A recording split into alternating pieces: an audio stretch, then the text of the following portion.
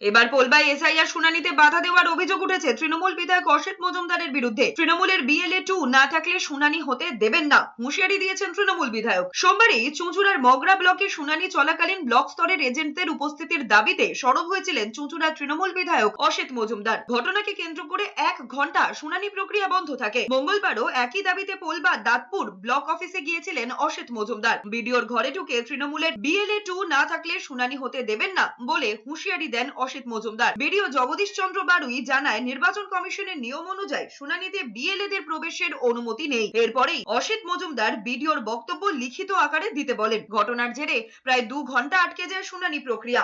ঘটনার জেরে ভোটারদের মধ্যে তৈরি হয় অসন্তোষ। আমরা বলছি বিএলএ 2 তে থাকতে দাও, বিএলএ 2 হয় থাকতে দাও, আইদার লিখে দাও যে কোন অর্ডারে কোন আইনে বিএলএ 2রা থাকবে না, এরা কোনোটাই করবে না। আমরা হিয়ারিং বন্ধের পক্ষে নই, কিন্তু মানুষ চাইছে যে সর্বদলের বিএলএ 2 রাখা হোক, আইদার কেন থাকবে না সেটা লিখে দেয়া হোক। নির্বাচন কমিশন কোনোটাই মানবে না।